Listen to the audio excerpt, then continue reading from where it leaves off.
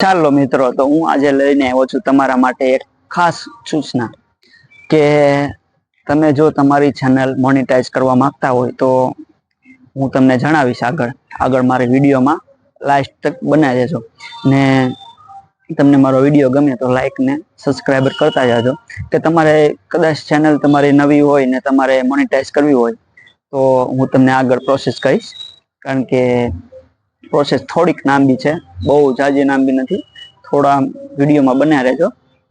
એટલે એનો કહેવાનો મતલબ એ છે કે તમારી ચેનલ મોનેટાઈઝ કરવી હોય તો તમારે 1000 સબસ્ક્રાઈબર જોવે અને 4000 નો વોચ ટાઈમ જોવે.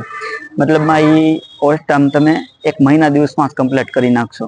કદાચ એવું નથી હોતું કે મહિનો દિવસ જ લાગે, કદાચ અમુક કરવા વાળા તો અઠવાડિયા 8 દિવસમાં પણ કરી નાખે છે. એટલે આપણે એવું વિચારવાનું કે શોર્ટ વિડીયો એવો નાખવાનો કે બધાને લાગતો હોય, મતલબમાં એવો શોર્ટ વિડીયો ડાલવાનો કે બધાને આમ લાગતો હોય, મતલબમાં ભગવાનનો છે, કોમેડી છે. કોમેડી વિડીયો તમે મેકો ને તો બધાને લાગવાનો જ છે, બધા હસવાના જ છે. ને કદાચ ભગવાનનો વિડીયો મેકો ને તો બધા જોવાના જ છે, અને ભગવાનના તો બધા જોવાના જ છે. એટલે મારો કહેવાનો મતલબ એ જ છે કે તમે કોમેડી રાખો કે પછી ભગવાનનો વિડીયો મેકો, પણ વિડીયો એવો મેકવાનો કે બધાને આમ જોવાનું આમ અક્ષરું થાય, એમ કે જોઈ જ લેવો વિડીયો, એમ એવો વિડીયો રાખવાનો. એ વિડીયો જો તમારો મિલિયન ઉપર પહોંચી જાય ને તો તમારે 4000 નો વોચ ટાઈમ કમ્પ્લીટ થઈ જાય અને તમારે સબસ્ક્રાઈબર છે ને 10,000 ના પાર થઈ જાય.